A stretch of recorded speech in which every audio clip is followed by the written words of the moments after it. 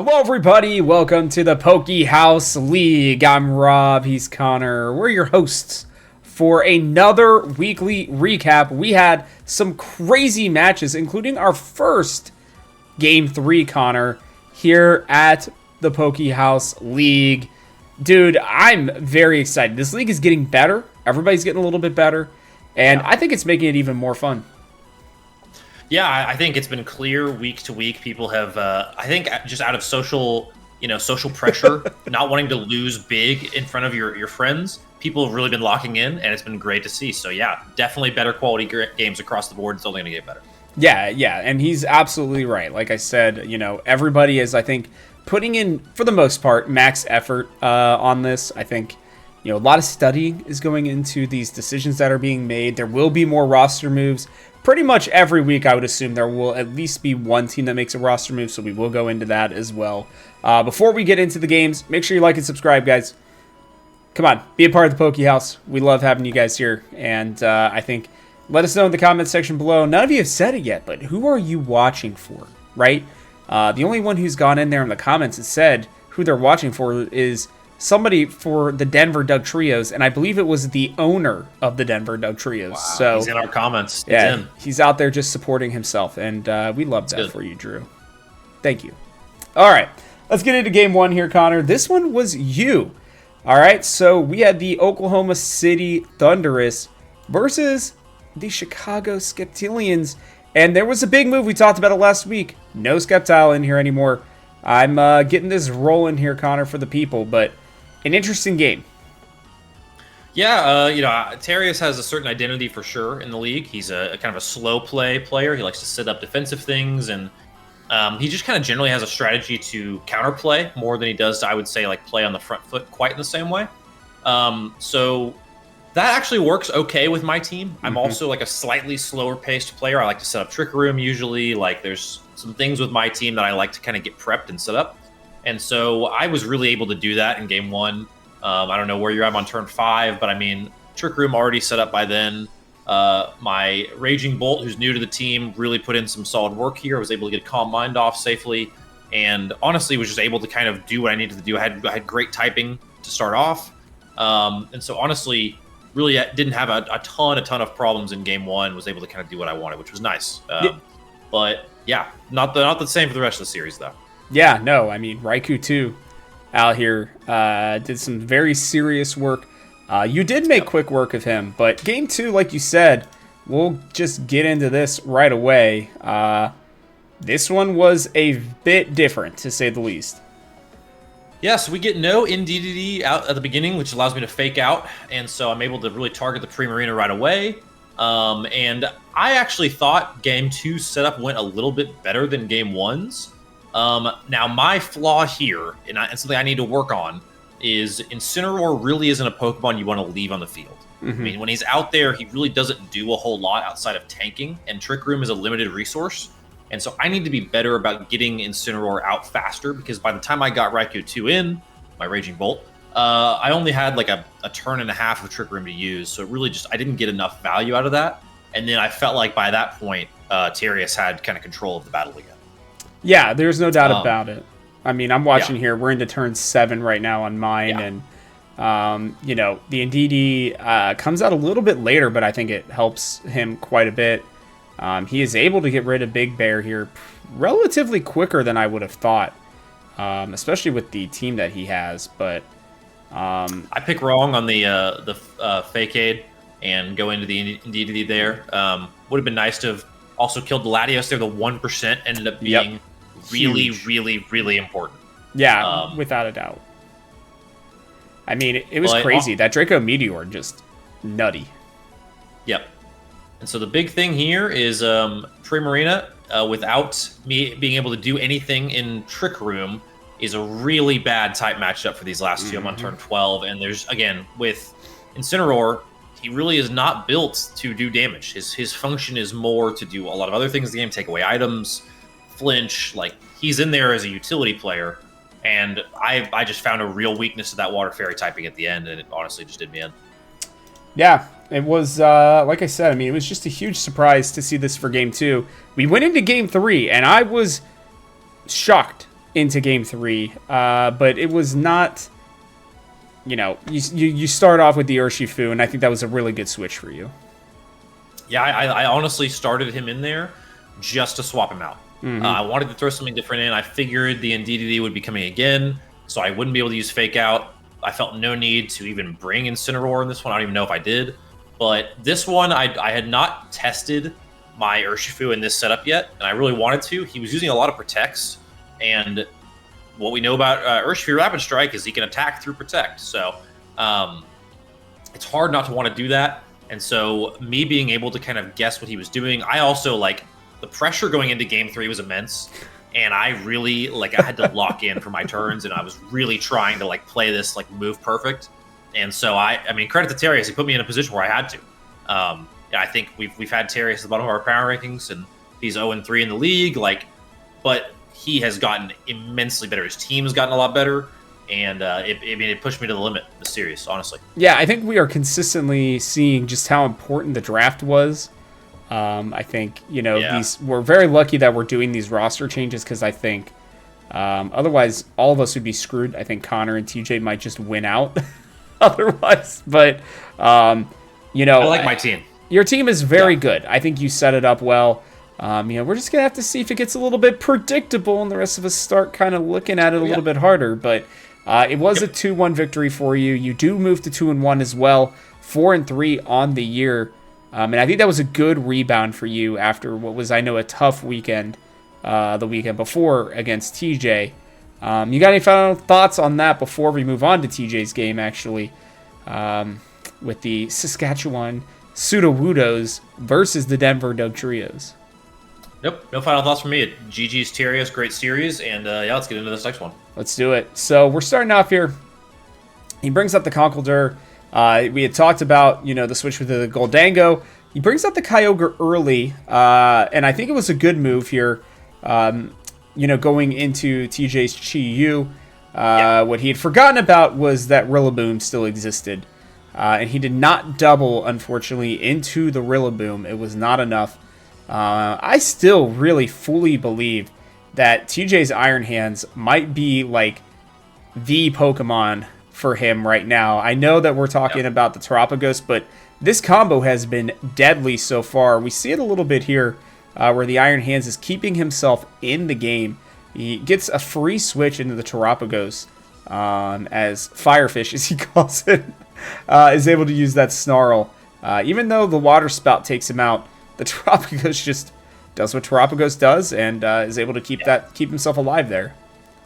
I think Drew up to this point has actually battled really well. I mean, I think that everything he has done has made a ton of sense. He's made good moves. He's hitting really hard. His type matchups are really good. On turn 5, allowing the Calm Mind of the Terapagos and not focusing the Terapagos will be the death of you. Yep. I wish he had seen my VOD, because I could have told him firsthand not to let this kind of thing happen. And by the time he has attacked the Iron Hands on turn 6, it's over. Yeah. You have to go into the Terapagos earlier and harder, or it's going to roll over you, especially with no wide guard. There's just not much you can do to stop it. Well, that, and we've talked a little bit about it, I think part of the way to beat Terapagos, because Terra Starstorm doesn't necessarily do a lot of damage. I was going to hold off on this one, but I'll give everybody a little hint here. Terra Starstorm is only super effective into terastallized Pokemon. So, otherwise, it's essentially just a normal move for the most part. Yeah. I will say, like I had mentioned before, I think, the Goldango coming in was a really good decision, by him. And I mean, this game is crazy. He even gets the confusion off, but what TJ does instead is he just Calm Minds again. He did not have the physical moves that I think he needed to go into this Terapagos. I think, close combat is by far and away, I think, one of the best ways to take it out. He almost does here. By the way, I'm sure you saw it. Wow. It is so close, but that Ice Beam just barely doesn't do enough, which is... How does Drew lose this game? I remember watching this now. He misses the Focus Blast, and that's what does him in. Wow. That is all it took, was one Focus Blast. And Terra Starstorm crits the Kyogre. Yep. And it's over. Yep. This, honestly, is devastating for Drew. I mean, Huge. he had this one won. If you don't have a physical move into Terapagos, it's cannot tough. beat it. You Yeah. cannot beat it. Yeah, and so this one was, I think, a lesson for us to watch from. I know Drew was really tilted because you can see it here in Game 2, understandably.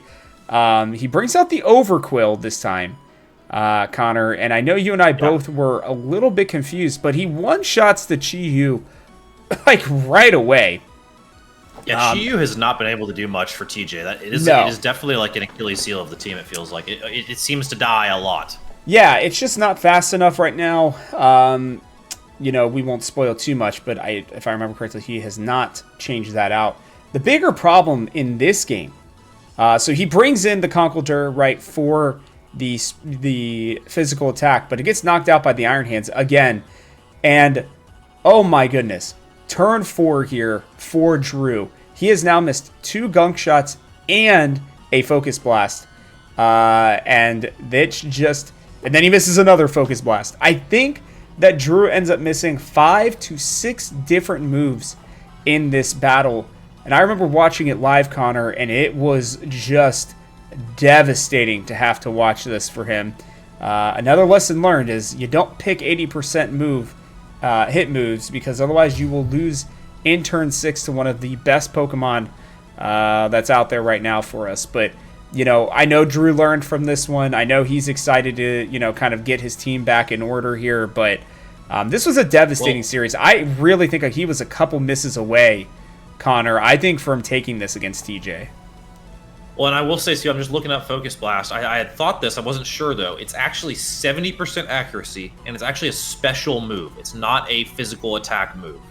So Focus Blast, I hate to be saying this now, it feels rough, is not the answer for Terapagos. It's absolutely not the answer. You have to have close combat or Brick Break. I had the Brick Break in the Conkeldurr. He did have the Brick Break. That's a way, but it cannot be Focus Blast. It's just not a good move. I just think the 120 power from close tempting. combat, I think 70 you just have accuracy to take it. is so bad, though. Oh, yeah. No.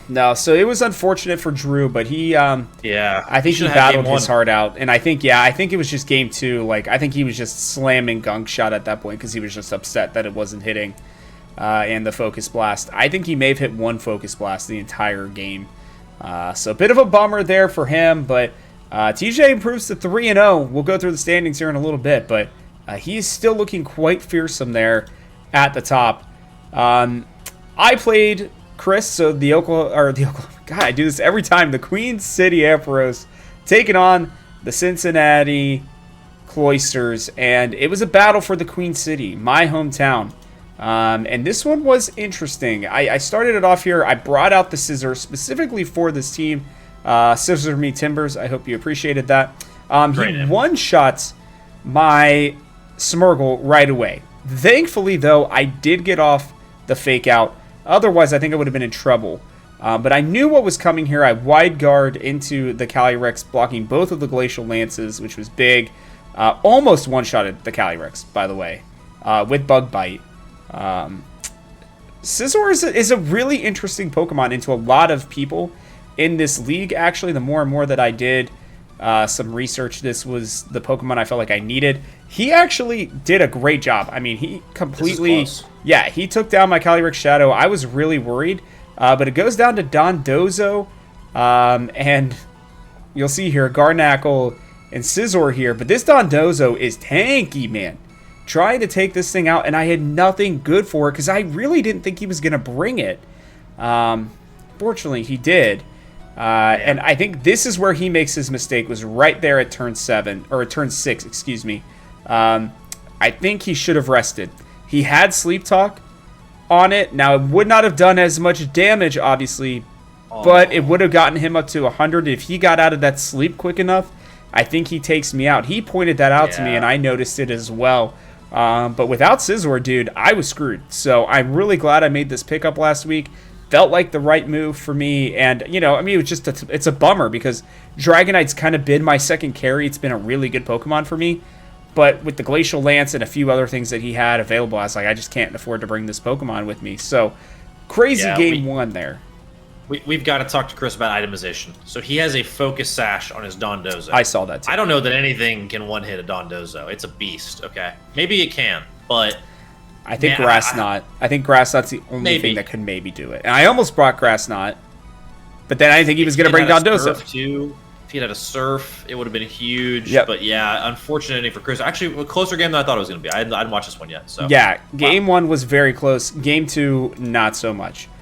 We get the same start out here. He goes to the Dondozo because it had worked well for him. But I take out the Bourbonnet right away. Which did not like that. Yeah, and then I was able to get the Calyrex Shadow in because I used U-Turn, which was awesome. I trick his Grimmsnarl and sleep it. So I switched the items so I'm no longer locked into the Choice Scarf here. I brought in Pollen Puff, which was an interesting one. It does heal your Pokemon as well as do damage, depending on who I pick to hit it with, which was an interesting move that I had found. And it works out pretty well for me. I get him down to his, I think it's Dondozo and what else is it? And then the Calyrex. I forgot he still had this. I was very afraid. But I used Protect, was able to get Monty in, who can take a hit with the best of them. Dude, this Garnackle is beefy. I Wide Guard yet again, Astral Barrage, pretty much, take out his Dondozo there. I blocked the Glacial Lance that I was anticipating to be coming in here. And then I knock him out with the Pollen Puff. So, turn 7 here for me. I will be honest with you, this felt like my best battle yet so far this season. I think I was totally in control. I felt like I knew what I wanted to do. I will give Chris this. If this man actually spends an iota of time to learn his Pokemon and not have to literally re-put his entire team together 2 minutes before we battle, I think he might actually be dangerous. I think that team I've drafted him is actually pretty solid. But, I'm hoping to kind of help him out with that, just teach him a little bit and, get him kind of back into this because I think he's got a dangerous team. I think everybody in this league does at this point. It's about learning the counters, seeing what everybody does. But, I'm really happy about this one, Connor. I'm on a 2-game win streak. I'm on a 4-game heater right now. And I'm feeling pretty good about where my team is going. I'm learning it a little bit better. I'm going to tell you, though, I think picking up the Smeargle might have been the move for me at the moment. Yeah. Having that support Pokemon is always good, just like the utility Pokemon in their classic. It's what Sinistcha is for me. I think every team needs a version of that, probably. At least a lot of them do. It's hard to go all sweepers in this league. Yes. In this format in general. So, a good week of games, though, Rob. I can't complain. Yeah, not upset at all. We're going to bring up the standings here. And you guys can see, like I said, things have changed just a bit here, Connor. We got the Saskatchewan Sudowoodos surprising everybody, I think. 3-0 at the top there, 6-0 in their matches. TJ is commanding that team well. You stay there at second, though, 2-1 right now, 4-3 overall. My Queen City Ampharos move up into third, 2-1 with a 4-2 record overall. Cincinnati Cloysters at 1-2 with a 2-4 record. Same for the Denver Dugtrios. And then, unfortunately, I did miss this, so I'll have to change this. Apologies, Terrius. But the Chicago Sceptilians are 0-3, but they are 1-5, or 1-6, excuse me, in their win-loss record. So good for him on that one. I apologize, made a couple little small oopsies there when making the graphic, but I even technically should be higher than you technically. I was going to say, your differential's better than mine, so I think you're in second place standings-wise if we did tiebreakers that way. Which is surprising, even for me. But, how are you feeling now? We are 3 weeks into this league. I think everybody has grown. I mean, it's been a month-ish since we've drafted, Connor. I don't know. Where are you at with the league right now? I don't know. It's interesting. I think that I've never been in a league like this where you make adjustments each week. I'm much more of the kind of like VGC mindset where I'm going to make my team to do exactly what I want to do, and I'm not going to really worry about like counterplaying each week. So we've talked some offline.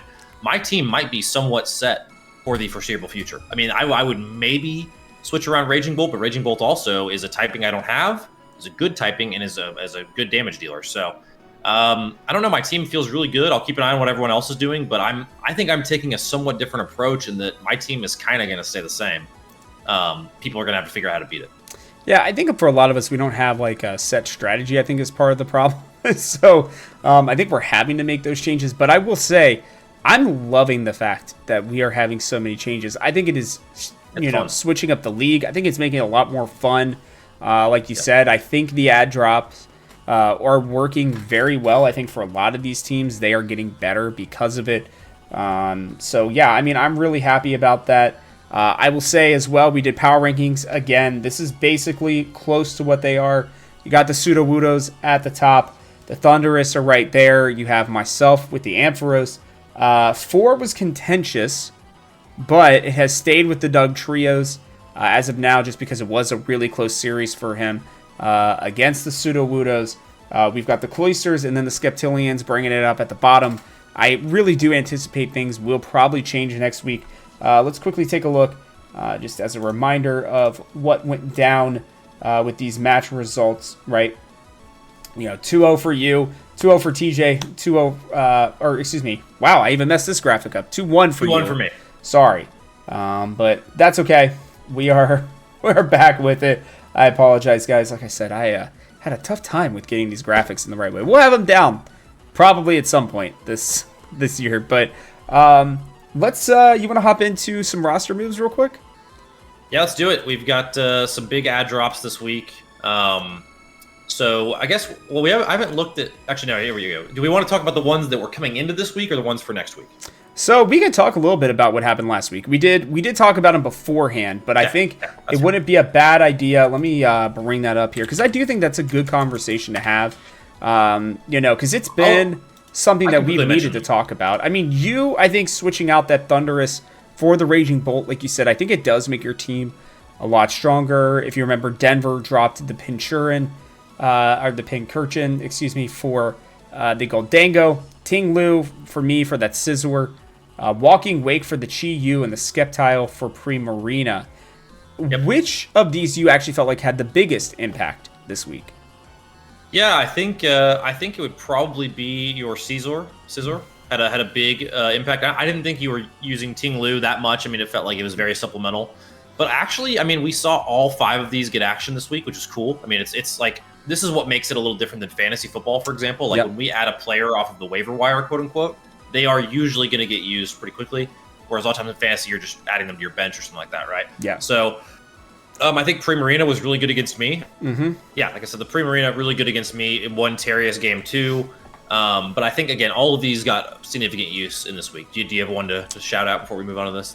Yeah, I think while it didn't get the exact use that Drew was hoping for, I loved that Goldango pickup. I think it's a really good one for kind of the rest of the time moving forward.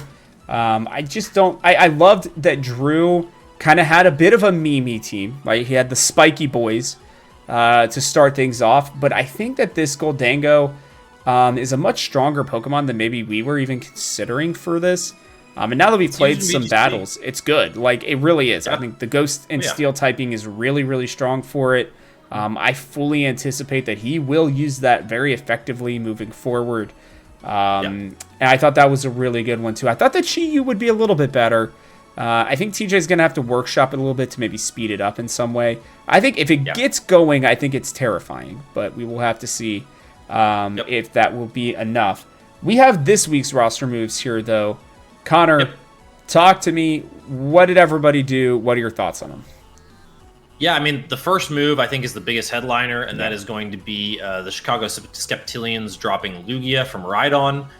You and I talked about this last week on the show, where it feels like Lugia was kind of out of place as far as the restricted Pokemon goes. It's not that it's bad inherently. It certainly has use potential, but it has felt like a bit of a weak point for Terrius' team.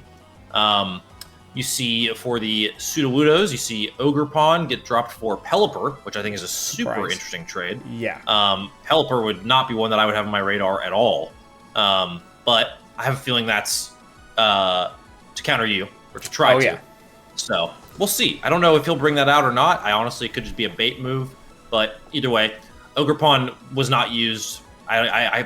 Maybe he used it in our battle, but it wasn't significant. So, you dropped Umbreon for Corviknight. You want to talk through that one?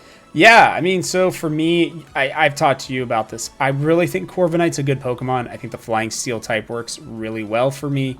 I think it's also going to be a Pokemon that I'm going to try to use with some Tailwind here as well. So maybe a supplemental pick here for the Smeargle, which I love this Smeargle, but I think Corviknight being a lot beefier, it can stay out on the field a little bit longer and help me get some things set up maybe a little bit more. I can switch it in without much of a worry as well. For the most part, there will obviously be things that I can't switch it as well into. It's just such a good defensive Pokemon. You know, my team is set up to have, you know, at most 2 sweepers on it, 2 defensive Pokemon. I think having a defensive Pokemon in Corviknight along with something like Tailwind, which is really the initial reason why I got the Smeargle in the first place, I think kind of allows me to have some more options. And it's also a Pokemon that I think will do well into TJ. I think it's going to be able to really take the Terra Starstorm very easily. I think it could even take it 2 or 3 times, probably maybe 3 or 4, honestly, with how I'm going to be building it. So should I decide to bring it out, I'm not going to say I'm 100% going to. I think that this one will be very good into especially TJ. And then our last ad drop is Farigiraf. For, I don't know if I said that right or not. Farigiraf. Wow, that was awful. That's okay. For Iron Treads. This is actually a Pokemon. I'm not going to say it right again. That one, the one that was dropped, Farigiraf, was actually one that I had looked at early for my team. It's a commonly used Trick Room Pokemon. It's really commonly paired with Miraidon, and so that will be interesting to see if now that Pokemon's available, if Terius has maybe a new Pokemon set in his sights for next week. Would be a first in the league. Throwing that out there, Terius. Could be a good pickup with Electric Seed. Now we're going to know if you're actually watching this Terius. Because it's a very meta move for this Pokemon to have that set up with Miraidon, use Electric Seed. Anyway. But I think for Iron Treads is a good move. I actually think both Pokemon are good. So this, I feel like, is a net neutral move for Chris, actually. Yeah, it was interesting. He was talking to me about it, and he's like, I need to get something out of here. He's like, I need to just change something up. And I was like, well, if you're not going to use the Farigiraf correctly, then maybe you just drop it. And that's kind of where I think his decision came from. Yeah.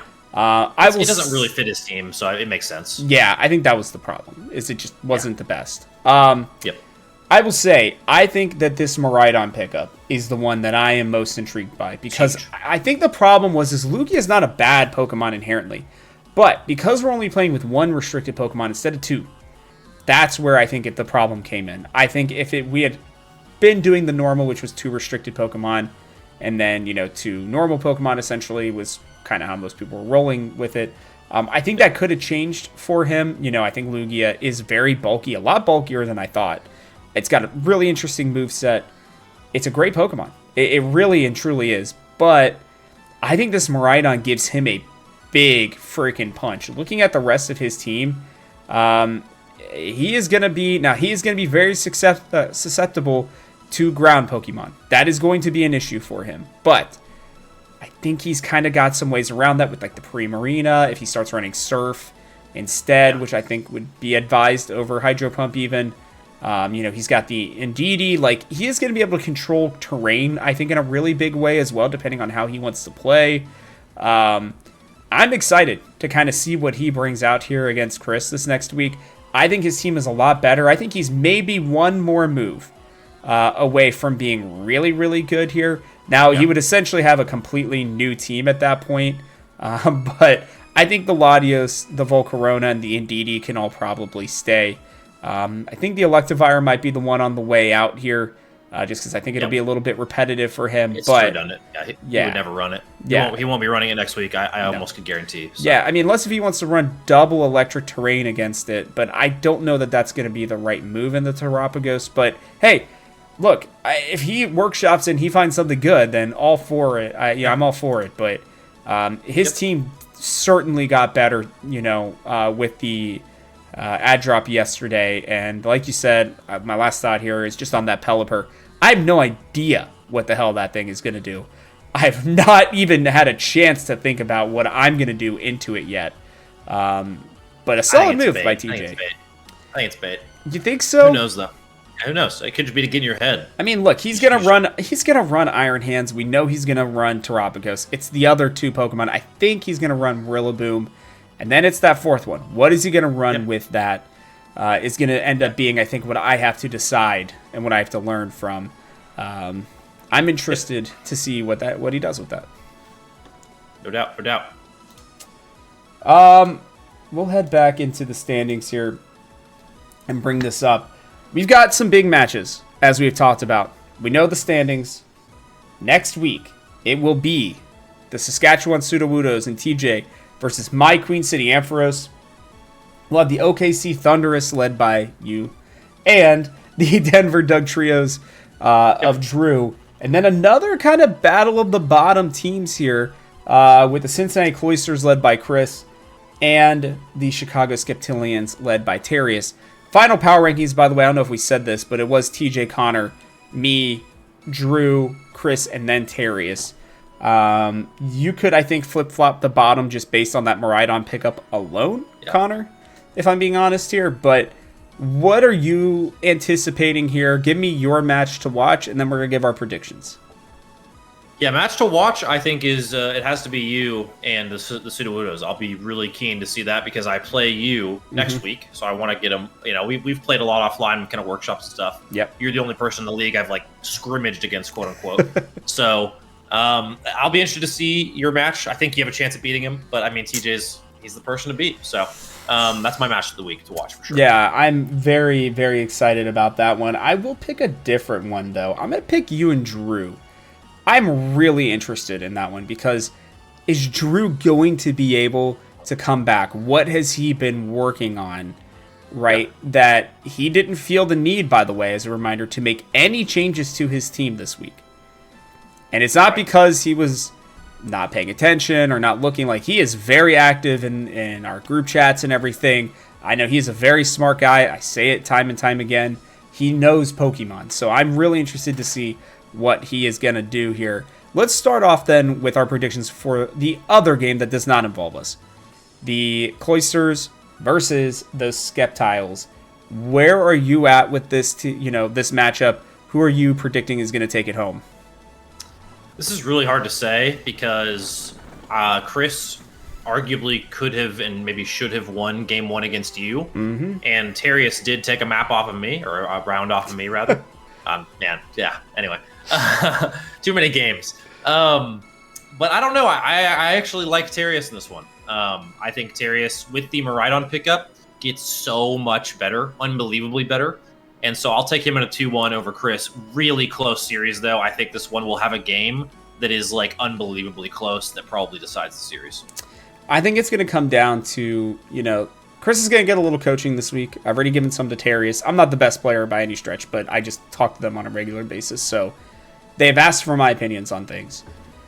I don't know that it is going to be enough, but I think he's going to get a lot better. I actually think that Miraidon is going to play pretty well into Chris's team, just based on what I already saw.